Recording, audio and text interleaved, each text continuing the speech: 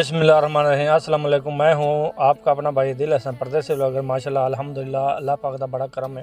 आज असी हम जा रहे हैं बिलाल भाई, यूसुफ भाई, गुलफाम, मोहसन भाई, सारे वीर भाई उम्रा करने के लिए जा रहे हैं। मक्का गेट थले लगते हुए असी पहुँच गए मक्का हदूद। माशाल्लाह इतना सुरते को पूछा कि जाना केड़ी साइड दे, उस आके सज्जे जाके थोड़ा सीधा जाके सज्जे हो जाना। तो माशाल्लाह दूरों ही क्लॉक टावर हमको नज़र आ गया। माशाल्लाह दिलों खुशी हुई, इन्नी को खुशी कि क्या मैं बयान नहीं कर सकता।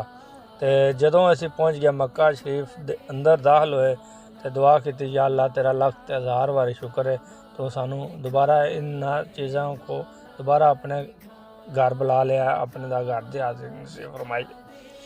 तो दुआ की सारे वीर भरावां वास्ते जिनकी माँ इस दुनिया में चली गई हैं उनके लिए भी दुआ की, जिनकी माँ सलामत है उनके लिए भी दुआ की। तो जब खाना काबा के ऊपर नज़र पड़ी तो हमने ये दुआ की थी, या अल्लाह साड़ी माँ भी कभी साढ़े नाल होंदी तो उम्रे का एक अलग ही जड़ा है ना वो खुशी होंदी, अलग ही खुशी होंदी।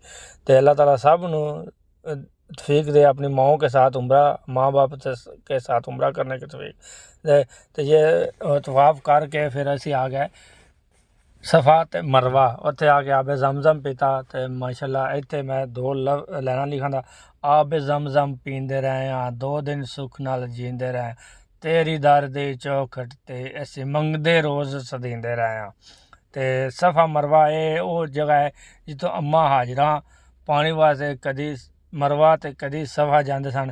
ठीक है। तो बाद अल्लाह की तरफों हज़रत जिब्राईल अलैहिस्सलाम आए तो इस्माईल अलैहिस्सलाम नू आख्या कि अड्डी मार, अड्डी नीचे उन्होंने मारी तो आबे जमजम का कुआं जो पानी है ना खैमा वो निकल आया।